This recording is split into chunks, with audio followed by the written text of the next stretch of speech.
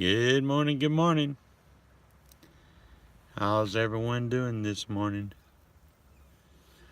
Let's see if anyone shows up. Anyway, hope I'm live. Yeah, I'm live. So if you come in, make sure you let me know so you know that I'm here.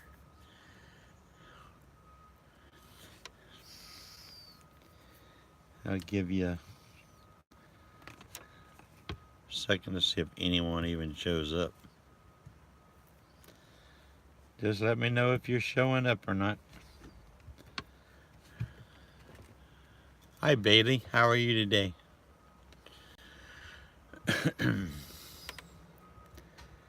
Good morning, good morning. Thanks for coming, guys. Hadn't done a live stream in a week or so I figured I would come on and say howdy to you all. I'm doing really good. Hopefully. Trying to figure out if it's even worth making buttermilk biscuits anymore. You know how messy they are, right? You know, it's just a process of making your own breads and doughs, and you know, especially I'm trying to come up with a creation to be able to do this easily while you're on the road. And you know, it's you never made biscuits. Well, we'll have to do a video on them. I can make really good biscuits, but the thing is, without an oven, that's your biggest kicker right there. But the biggest problem about it is, even more than the oven, is the kind of trash that you have.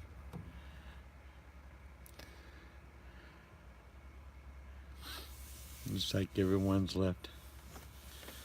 But not buttermilk. Well, buttermilk's what gives it the flavor, though. You don't taste the buttermilk, you know, per se. It's just a little bit of a soury taste to it, but that's what makes the biscuit what it is. But anyway, so I'm thinking about coming up with a recipe, but I want to try to do it and see if it actually works. And I want to do it in a way to where it's not making a big old mess. You know how you get flour everywhere and it's sticky, and it's just, you know, it's just a process, you know, to put the dough together. So I'm trying to come up with a same as a pizza. You know, pizza dough is just almost impossible sometimes to even consider. But I want to do I wish I could do like a pourable type, you know, pizza dough, or you know, maybe I'm thinking about mixing it all up in a Ziploc bag, and then just, you know, squeezing it out, like piping it out on into the skillet, and cooking it that way, and then flipping it over.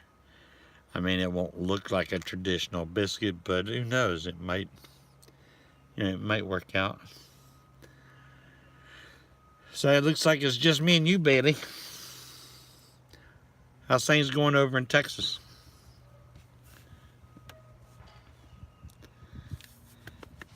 Yeah, well, that's why I only use probably 4 ingredients. I mean, I don't use a whole lot of ingredients. I don't believe in it. I've used a lot more baking soda and baking powders and stuff now, just to simulate the rise, you know, to make it look a little bit more, you know, more like a biscuit. It's wet over there. Actually, we're not too bad. I think we got rain tomorrow, but don't look too bad. It's just a little overcast today. Hello, hello. Thank you for coming. I see someone else come in with us, Bailey. I can't see who it is, but hopefully they'll respond to us and let us know. But anyway, trying to do that, and just trying to come up with an ideas of doing more cooking videos. I have a lot of requests for those for some reason. I don't know if it would even be worth doing it. Hi, Tango. Thanks for dropping by. Where are you from, Tango? In the 20s. Oh my goodness. No way, Bailey. It's like 78 degrees here. Yesterday actually was pretty hot. Since Nomadic Fanatic discovered my van. I didn't know he discovered my van. In the UK. Wow, that's pretty cool. That's way over on the other side of the pond. Well, thanks for flying over and joining us today. But, yeah, we're talking about cooking videos, Tango. Well, you've been around for quite some time then. Well, glad to hear you. Glad to have you around. So anything, you know, have you ever done one of the live chats, you know, and have this, I have this, on this live chat thing, they have these, what they call, the super chat thing. You know, it's where you can, like, donate, make donations and stuff to it. I did one the other day, and I had, or what was it, about 2 times ago. It was probably a good month ago. And I still never seen where I've been paid for that. So I don't know if I'm, you know, so I don't know if it's not getting to me or I haven't done something at all. So I'm not really sure if I trust that or not, believe it or not. You know, I don't want people to just throw money to YouTube, you know, if it's not, you know, if it's not coming to me. But there's no way to track that. I can't find a way to track that and see where that is or how it's being paid. I figured it would just come onto my AdSense payment, you know, when I get my AdSense, but I haven't noticed anything. So if any of you feel led to donate, you know, and help me out, make sure you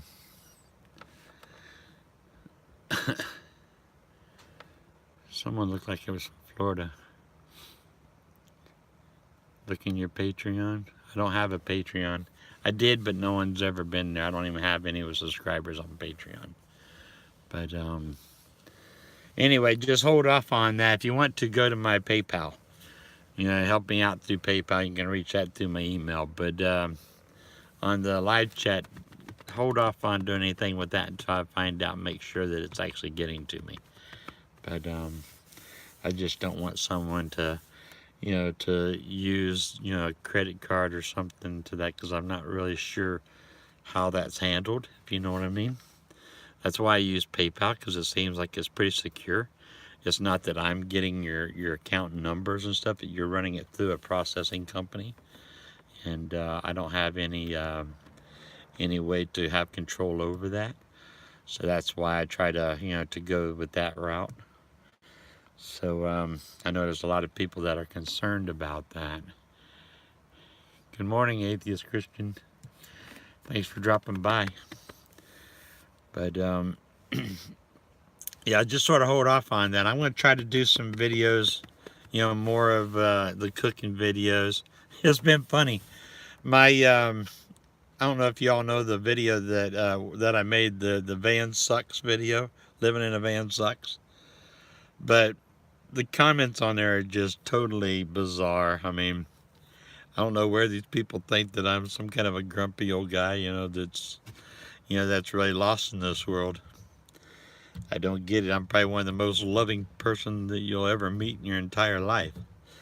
But yeah, they think, I guess it might be my way that I look, or, you know, my age or whatever. I don't know. But yeah, they think that I'm just the most grumpiest, unstable person in the world. But some of these comments have just been totally crazy. I mean, it's, but you know, they even had one of them asked me the other day, says, well, you know, why do you do this? You know, it was I guess a Christian that was trying to, you know, bash me. You know, that's not of God. You're not a Christian, and da da da da da. Anyway, you know, I laugh at those because they're the ones that sit in the church and they tend to judge. But the thing is, you know what's sad about it? They won't even watch the video. They watch like 2 seconds of a video before they're commenting on something. They don't even get the gist of what the video is. And you know, all my videos, I try to make it suspenseful, because you don't know what I'm about ready to say until it's about halfway through. You know, I want you to do that because I want you to watch the videos. And yeah, it just cracks me up because you can tell exactly who watched it, who didn't watch it. You know, it's almost funny. But and then I did the joke series about the grumpy old minister series. I done that one video on there, and I have a lot of people that that beat me up on that too.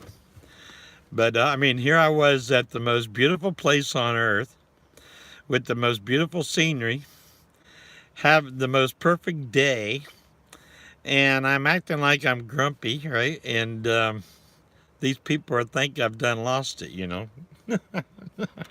I mean, if you watch the video, I'm trying my best not to crack up, you know, trying not to crack up while I'm making it. But I just don't get it. People says, they it's about my sarcasm. There you go, the atheist Christian, about my sarcasm. They condemn me for that, but the thing is, they don't realize I'm very unique in who I am. I do everything I can to attract people. There's people of all shapes, sizes, and personalities, and even the troubled ones. You know how it is with the troubled ones. Good morning, Jaded. My van looks creepy to people. Well, I don't know. Maybe it does. I think all vans probably have a little creepiness to it. It's just the, you don't understand my mission. Well, that's the problem, is most people don't before they start to judge. I have my mission is to go out and I go out and help the broken. Oh, okay. Yeah, most people don't. They, well, the thing is, they don't go back and watch any of the other videos.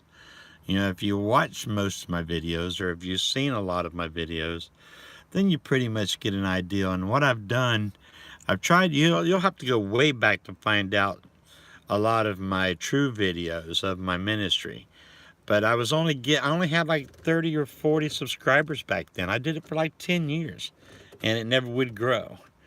So that's when I made the van sucks video, I wanted to sort of step out in the secular world, if you know what I'm saying, to try to maybe gain more people's attraction, because I am part of the van community for the way that I live and the way that I am when I'm out on the road. I live just like them, so I understand their pain and their struggles, and I understand what it is to live out there like that.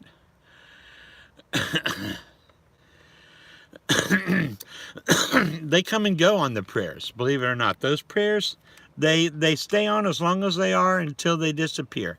When they disappear, I take it as that's when they were answered. I've had prayers stay on here for 6 months. I've had them stay on here for 2 years and not disappear. And then I've had some disappear the next day. So there's no rhyme or reason. I use Sharpies, and they're all the same brand and same kind of, it's a permanent marker. So it should not come off, in my opinion. It's a permanent marker. I've never been able to take it off. I'm sure there's ways to get it off, but everything, just soap and water and things like that. And it's not that I sit in a certain angle in the sun. I thought it was the sun at first that was, causing it. But no matter where I am or what I do, this is how I notice the prayers and what they do. And then after a while, people started, getting to know me, and they would call me.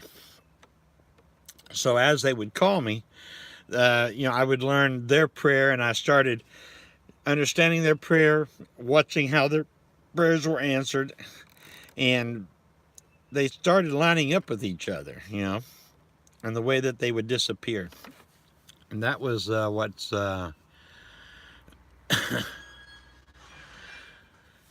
yeah, they are. They're very quick to not understand. And you know what? It's not the world that doesn't understand. The world, the people that I'm there to help, they accept me very well. I mean, I have no problem with that. Yeah, there's some of them, that's been out, that's left the church and become sour on life, and then they're the ones that try to beat me up sometimes.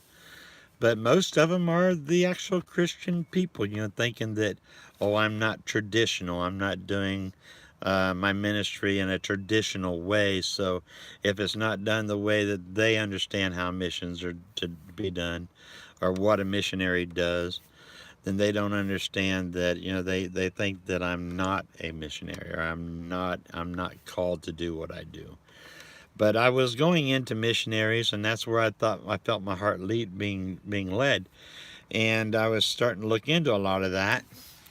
But then I started, then it came to me that, we have our mission field is right here in our own backyard, especially in the United States. There's so many broken, there's so many homeless, there's so many people out there, that have such a very difficult time right here.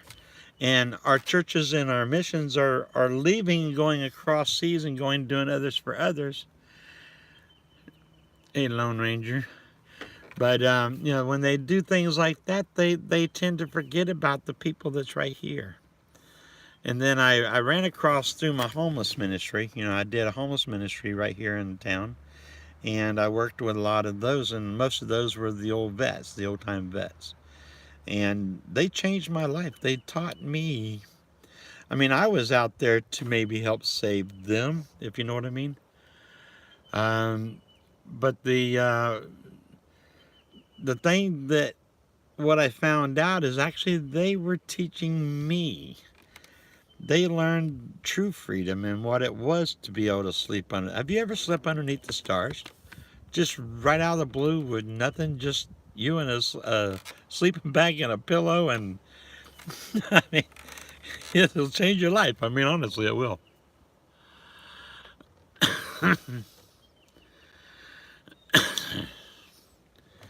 Yeah, it's as long as you're out there. I mean, but what I found is what I liked about it the most was how they taught me to open my eyes and to. They say you want to become with us, you want to be able to reach us, then you have to be willing to come where we're at.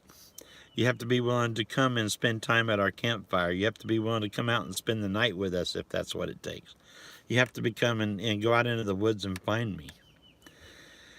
And then I started thinking about that, and I'm like, you know what? That's really true. I mean, how am I supposed to find these people if I'm not willing to go where they're at? And then I was reading in my Bible, and it was, it was teaching me, and he was like, go out and make disciples. He don't want us in church making disciples. They're there already. There's people that's called to be in a church. I'm not going to say they're not. And that's their job, is to teach and to heal and to fix and to teach. But then most of us are to be sent out, sent out into the world. Is it hard out there? Yeah. Trust me, it's not easy. I mean, you see a lot of things. You take a lot of abuse. It's very hard. It's a lot to that.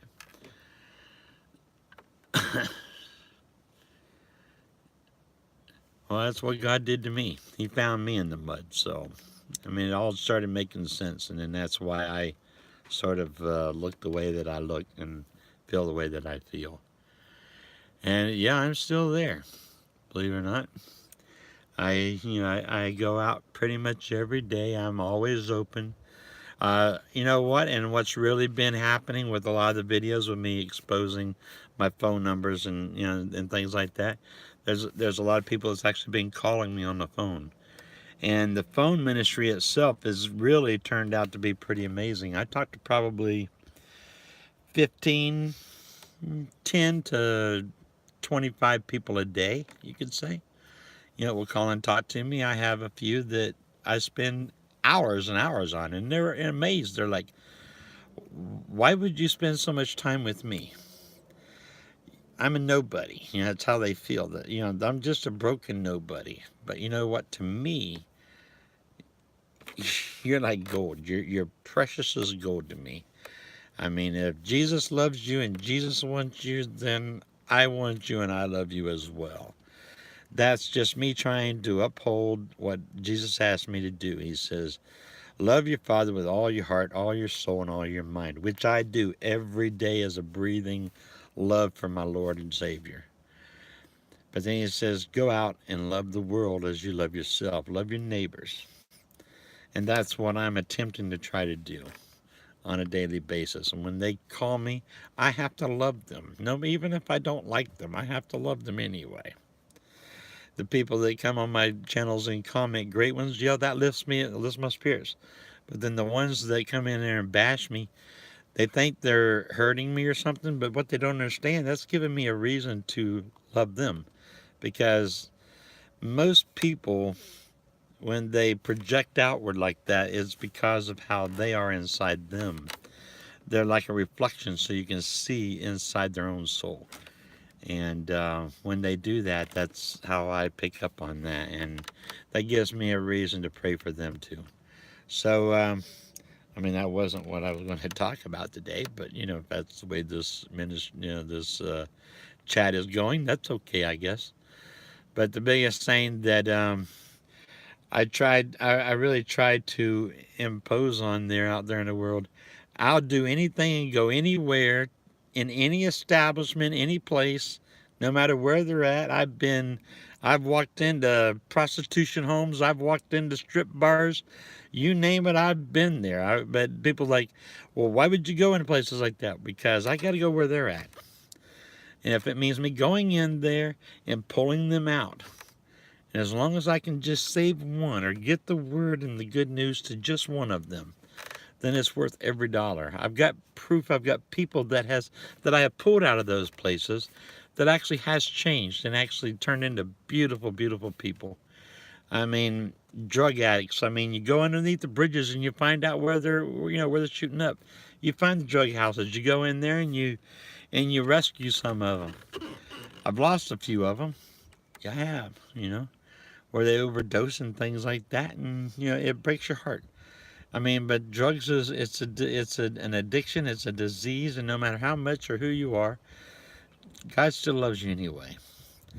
But all we can do is just to give each other support and love to each other, and sometimes that alone is enough for someone to feel like, hey, someone actually cares about me. So since I finally found one person that actually cares about me, I guess I do have a reason to live. Yes, it's true. It really is. Just a lot of times, it's just your kindness. It's remember, the way I feel about it is be who you are at all times and be the best of who you are at all times. Because when you do, you never know who's watching. You never know. You might be the Bible to somebody. You might be their only influence or only example of what it means to be a true Christian. And you might not even have a word with them. It might just mean that you're there just to show them how to do the walk. And it's all that easy. I mean, people, I don't know why they have such a hard time understanding and getting what it means to be saved. Yeah. It's not that complicated. John himself told us exactly what it was in John, 3:16. For God so loved the world that he gave his only son, that whoever believes in him, that's all you have to do is believe, is saved. You have to confess your sins, and all you have to do is just understand that God's gift to us was Jesus, and the only way to him is through his son, Jesus. If we find that out, figure that out, all we have to do is believe. Are we going to mess up? Sure we are. I don't care who you are, the worst sinner or the highest priest. Every single one of us sins every single day. And the very day that you would claim that you have not sinned, you've sinned your worst. So, yeah, quit being so negative to other people. It's not that hard. It's not. And they'd say, well, you sinned yesterday. So what? I sinned yesterday. Does that mean I have to ask for forgiveness every hour on the hour? You got to understand the cross. Jesus died on our cross for us, for all sin past, all sin forward. Every sinful act on the face of this earth that will ever come to the face of this earth, or has ever been on the face of this earth, has been forgiven through that blood sacrifice of the Lamb.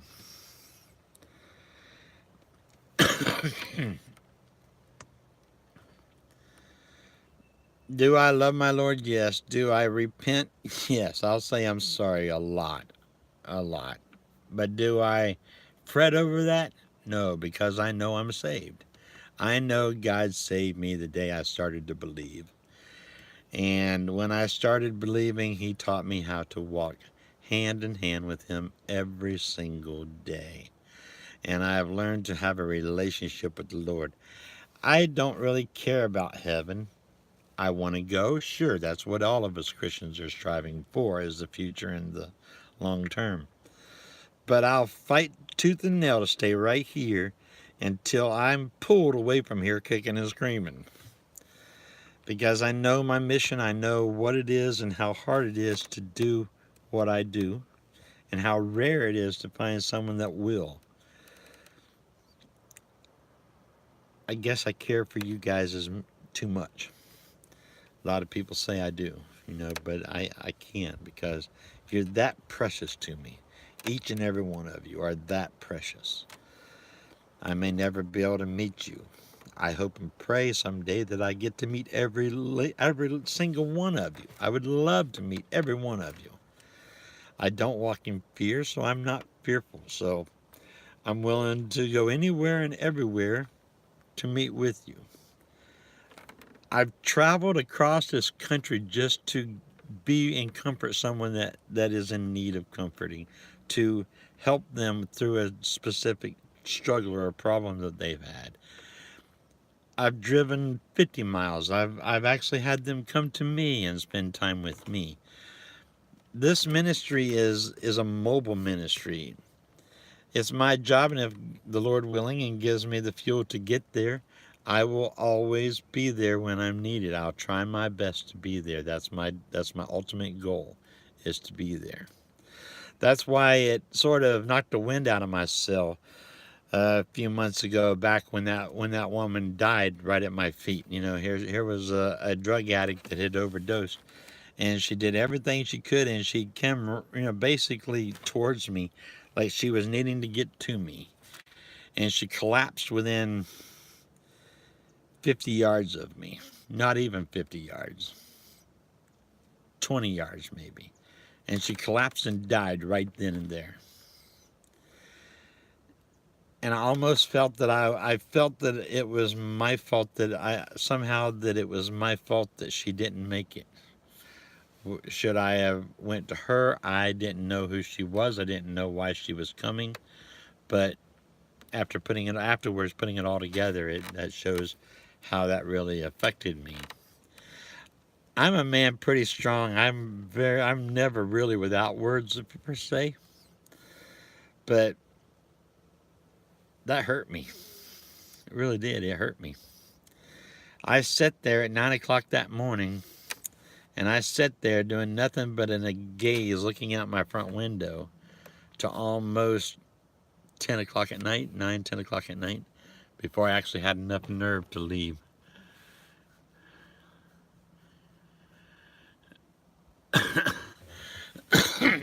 Well, love is not a feeling. People don't understand what love is. Love is sometimes being straight with you and telling you the truth. Love is sometimes being there for you when you're not even there for yourself. Love has nothing to do with sex or romance. I'll guarantee you that. That's just an expression of how you think love is. That's a part of what love is. That's a part of the covenant of love that God has given us. And that's between a man and a woman, and a husband and a wife. Is there struggles with that kind of love? Yeah. I mean, trust me, there is a lot. There's no marriage that's perfect. But And then you got kids and you got all the things of life and everything else. Think how free it is living in a van. You have nothing but you and the van. And if it's paid for, you don't even have that. So if you learn how to do it right, and you can enjoy your life day by day, every single day, you can enjoy that life and not have to kill yourself and wait for retirement and everything else to do so. How many thousands of people do I know that has worked their entire life, busted their hind ends, and get right to the very last moment of the day of a retirement? Within a month after they retire, maybe a sickness comes in and they lose everything they have. One sickness, one heart attack, one whatever will completely wipe you out. And you've lived your entire life to lose it all. And then you end up struggling on Social Security, if you're lucky to even get it. But you struggle on Social Security the rest of your life, pinching pennies. Is it fair? No, because some of these people were really good quality people. They worked their heart. I know I'm one of them. I worked my fingers to the bone my entire life, but then at the very end, my life changed and I lost everything. Am I angry about that? No, not at all, because I found the truth. It's not about the stuff. I found out that it's about people. It's about your relationships. It's about your experiences in life. It's about love, is what it is. And when you can learn to love yourself and experience the love of the world, a love of the nature, a love of everything else around you, then that's what's going to change you. I am 57 years old. Old. No, I'm not that old. I look a lot older than I feel. Believe me. And my body looks and feels a lot older than I actually am. So, am I old? Probably. Do I admit that I'm old? No, because my mind tells me I'm still 18. My body says, "Oh no, you're not." So that's what I get at and look at and laugh about. But no, it's all about the good things out there, guys. You just have to learn to accept it and love each other. And so listen, if any of you ever are in Florida or close by or want to chat and talk or whatever, give me a call. Love to have you. And you're always able to call me at any time. Anyone can call me. I'd be more than happy to sit and chat with you and to get to know who you are. Because each and every one of you are that important. I have a lot of people in Texas. A lot of people in Texas. Maybe I should make a trip to Texas. I got a sister that lives out in Texas. Can't remember where. It's up in the north part. That little part that goes up in Texas, the little extends upward. She's up around there somewhere. But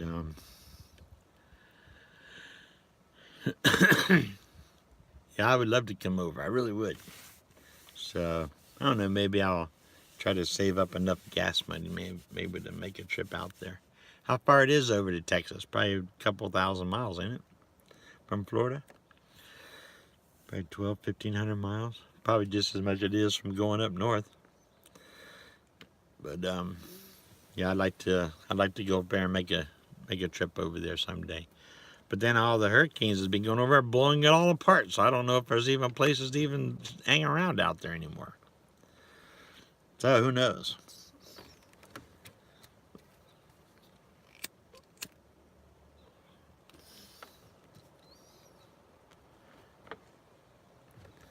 Oh wow, we went all the way down to number 4 people left. I think they're all falling. It must be boring. But I don't know why I can't seem to get more than 5 people on here. You look at all the other people that does live chats, there's like 5,000 people hanging around. Those things are going so fast you can't even get there. There you go. I'm glad you're still hanging out there with me. Bailey, are you still around? Probably so.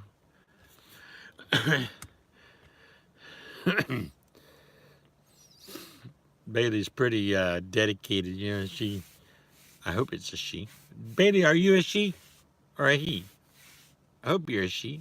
I've been calling you a she.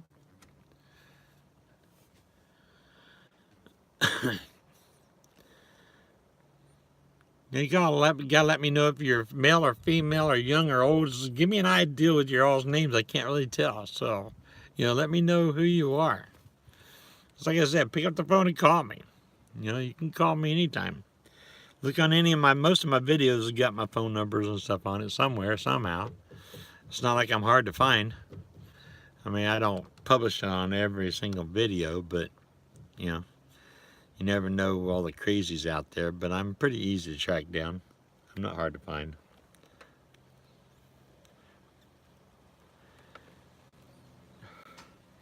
One asked me the other day, it says, are you scared of,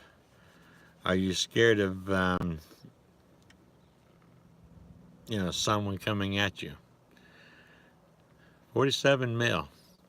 That's about what my statistics are saying, that I have quite a few men our age, from 45-ish to about 65, I think they said. That's my target. That's who I usually talk to.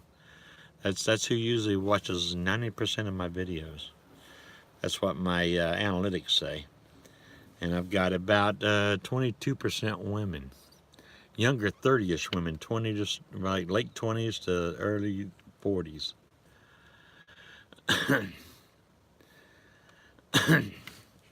But you know what?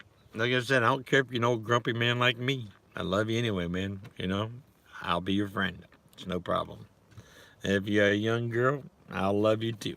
If you're a young child, a young boy or girl, I'll love you and I'll do anything I can to help you as well. I don't care even if you're an old granny that's 95 years old. I'll love you just as hard as I love any of the other ones. So that's just the way it is. I mean, that's the way I am. No, I try my best not to judge people because I've been judged so much in my life. I think that's why, is because I've been beaten by the crowd so much in my life that I swore them down I would never do that, or try my best to never do that. I can't never say never, but that's who I am. That's what I do. Yeah, there's just too many crazy ones out there, man. But then you have the ones that just are stuck on themselves, and I understand them as well because I used to be that way. I'm a man that came from good times, trust me. I've had just about anything and everything that I could ever think of or dream of. I've had all the situations that I could ever dream of or think of. I mean, I've had all the toys, you name it, I've had it. I've had the big houses, the big boats, the big jet skis, you name it. Lots of money in the bank. I've had it all. But once it's gone, but I guess that's why I don't miss it as much, because I've already been there. I've done that. So I get bored real easy anyway with stuff. And when I look at it, well, most of the boats and the jet skis and all that, the motorcycles, all that, all it did was stay in the garage anyway. I mean, I hardly ever even rode it, ever even spent time on it. So I guess I used it for its time of my life, and then I got bored with it. So I never have a need to ever want it back. And that's why I drive an old van. I don't even want a car payment anymore. I mean, I'll drive this van till the wheels falls off of it.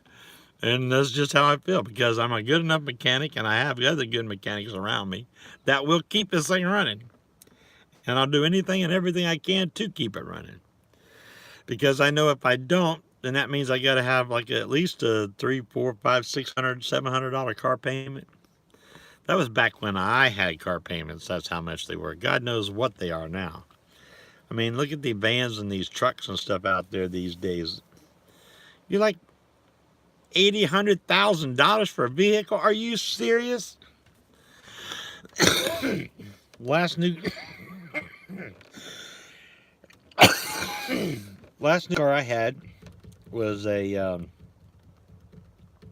what was it? It was a 2000 Chevy Express 1500 extended cab with the V10, I think it was. No, that was a Ford. That was a Ford. It wasn't a Chevy. And then my home car that I drove was a Tahoe, fully loaded Tahoe. And I think I spent like 40 some $1,000 on that Tahoe. And I drove that car till I drove it to the junkyard. Yep, I drove it to the junkyard. That's how whipped and beat up it was. But I had 300,000 miles on that truck. And hardly any really major problems. I mean, the motor was shot, and I mean, it was knocking and smoking and carrying on by the time I got to the junkyard. But when I turned it off, I don't think it ever would ever start again. It was, I definitely got every single penny of use out of that truck. And that's what I did. I mean, but how many cars over my life? Probably hundreds that I've traded in a year, 2 years later, and took such a beating on, because of all that money that you paid on them, and you lose everything. I don't think I ever got more than $500 on a trade-in. Sometimes these cars will only be maybe a year old. But yeah, they would have 100, 200,000 miles on them, but they would be old. They would be wore out. But when you have something that's worn out that bad, what can you really expect someone to give you as a trade-in? I just basically just get rid of it. And then I started being wiser, and I said, all right, well, I'll just turn them into other, like for my laborers and, my other employees. I would rather give the truck away than to worry myself with $1,000. It just wasn't even worth that. So that's sort of how I felt, and that's what got me started in giving cars away. And hey, there you are, Bailey. Did you leave us or something? But yeah, the card thing. I mean, and I carried that right over into my ministry as well. I mean, I always felt everybody needs a car, especially where I live. They don't have any bus transportation or anything, so it's hard to get around. Had to do a patrol. Well, glad to have you back. But so then I would see the people. Most of the problems that people would have, like especially single mothers, with kids, they were depending on their job. They had to get to work. They were always struggling because of that. They always had a beater that they had to drive, and it was a piece of crap. So, or they were so broke paying car payments and stuff that they couldn't afford to pay anything else. So I would accumulate cars, and people would give me cars and donate cars to me, and I mean, I would fix these cars up and put them in good working order, and reuse them, repurpose them, give them out to people and let them hopefully change their lives. And I've done quite a few of them like that. I really have. I mean, I almost thought at one time that was my only part of my ministry. But people say, well, Jim, what do you do in your ministry? I can't identify what I do. I do what God calls me to do. I don't care what it is. It could be I'll feed them the one day, but I'm not one to stand and just give them a package of crackers and a thing of, nabs or something. I won't do that. If God calls me to feed somebody, I'll feed them. I'll take them to a real restaurant. I'll sit down with them, enjoy a meal with them. That's what I feel that they deserve. It's not because that's what I can afford or what I can't afford. That's what they deserve to have happen, because that's something that I'm sure they miss a lot. And a lot of it is just having someone care enough to go out to dinner with them. Yeah, some of them are stinky as whatever, man. You know what? But that's okay. I can't smell anyway. Remember, I smoke, so I can't really smell them anyway. I mean, but I'll go and have a great time with them. When we leave, then they feel like they've had a relief of the pressures of life. Even if it was just for the 1 or 2 hours of that day, that we spent together, they were able to be free. They were able to enjoy something without it destroying them. And give them a chance to breathe. And that's how I feel about it. And you know what? Sometimes that's a lot of things that people need in life. Is just sometimes a lot of people are very strong people. A lot of people can deal with a lot of things and handle a lot of things. Sometimes they get beaten so hard, so bad, so furious, so fast that all they need to do is just have someone stop it in its tracks and give them a chance to take a breath. or maybe sleep for an hour and just regain some energy. So when you're able to help someone in that capacity, that's the greatest gift that you could give them, is to be able to help them. And helping each other is the biggest thing that we have in life, and that's the only thing that can keep us, sane. So many people, even married people, they work and they get going in their work and things, and their lives are so busy they don't even know their partners anymore. The person they fell in love with, they don't even know who they are. And the problem is with that is, if they've been beaten that hard, if they would just take a moment and spend time with each other, take a vacation, even if it's for 2 days, it changes everything. It does. It changes it all. So you get back to where you were romancing it. I always said, get back to where you actually smiled again, and say, wow, that's my person. I chose those. And, that's, to be a friend, you don't have to be perfectly matched or anything else. You know what it means to be a friend? Find another human and say, I like you, and then start doing stuff with each other. Period. And I guarantee you, the good Lord will change you, and you'll become one of the best friends if you both give it effort and you both put it in, the same effort into that friendship.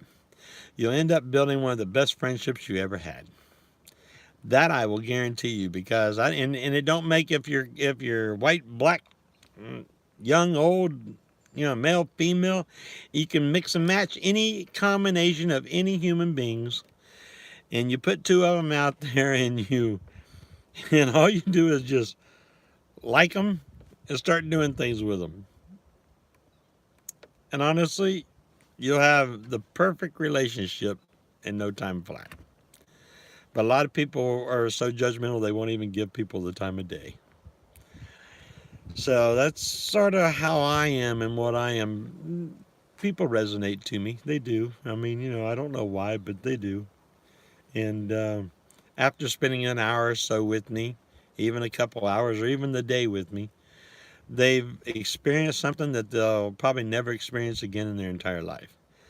And that's being truly loved, truly a friendship, someone that really cares about them, because I want them to really know and understand that I do care that deeply about them. And I make sure they know that before they leave. So that's sort of my ministry. That's sort of what I do. And in the process, if it means to rush to the hospital with a drug addict that's overdosed and stand there and hold their hand, until the Lord, relieves me of them, or, something happens, and or even when they come true and when they open their eyes back up, they find out I'm still been there with them all that time, a total stranger that they met on the streets. Think about what that would do to you if it happened to you. Think about the worst thing that ever happened to you in your life, and if you had someone just right out of the blue just walk up and stop and block everything that was attacking you at that moment and give you a chance to survive and save your soul like that, and just to give you a chance to look up and say, Lord, I'm here, and then help you in that kind of a manner, and teach them how to reach up and grab a hold of the Lord's hand. Teach them all about that love and teach them who He is and introduce each other personally. It changes your life, man. It really does. And it changes theirs. It really does. Why do I do that? Because I care that much about them. Because I was so close to falling in a pit of hell myself, man. And when I look back and I think about that day,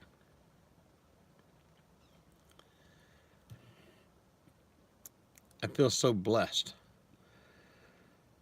that God cared enough about me after I finally rolled over out of the mud, drowning. And I reached up, and He reached down and grabbed my hand, which I was well unworthy of. But He reached down, picked me up out of the mud, and He set me straight.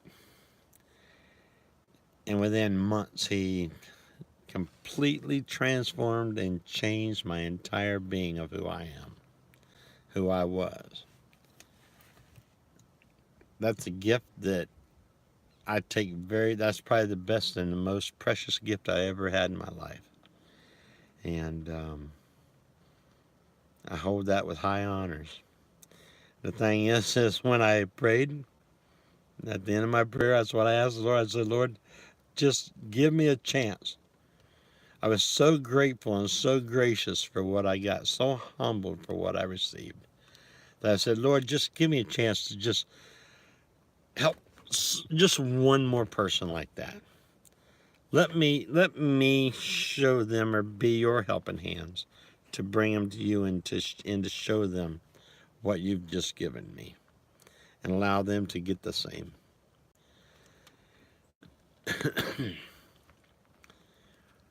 Well, he does every single day, all along. And I think he's wondering, well, is he going to ever quit? No, I won't. It's a lifelong commitment. I swear to myself that I'll do it till the day that I die. But and I hope that's when I'm 155. That's how long I expect to continue to do whatever. And if it's tomorrow, then it's tomorrow.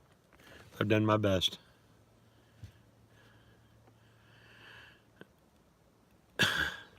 I know it's sad that there's that many people lonely. But you know what? Loneliness is something that's within, same as happiness is within. You know, loneliness is the opposite of happiness. It's the full force of your soul. And if you've been beaten and your soul's tired, no one cares, or you feel no one cares, you can be lonely. Honestly, you can be lonely with 1,000 people right next to you and still be lonely. You can be lonely married. You can be lonely with kids. You can be lonely in any situation that your heart and mind can go to. You can be lonely at the most exciting party there ever was and still feel loneliness. It's just like happiness. You can be happy. But happiness is misconstrued as well. Happiness is about achievements and things like that. Let's take happiness and replace it with the word joy. With joy, that's what God gives us, is the joy of life. That's what you truly want in life, is the joy, not the happiness. Happiness is just basically fake. It's not really something that important. But you can feel joy even when you're lonely. You can feel joy even when you're broken. You can feel joy even when you're at your very moment of death. You can still feel joy. So my goal to you is to get you to maybe look at your Bible a little bit more and understand and do research on what joy is, and grab a lot of that in your soul, because that's what changes you and makes you who you are. So anyway, I'm going to let you guys go. It's been a while, probably an hour, 53 minutes. But I just wanted to come and say hi today and give you a chat. Hi. Just, loving all of you. Thanks for dropping by and showing me your support and love. And hopefully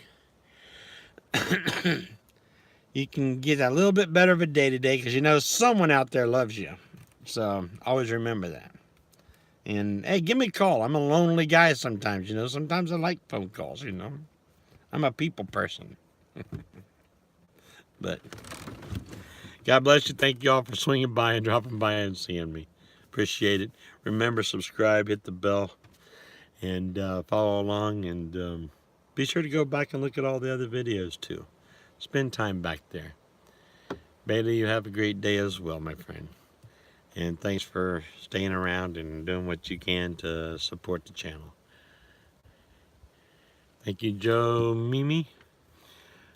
Be blessed.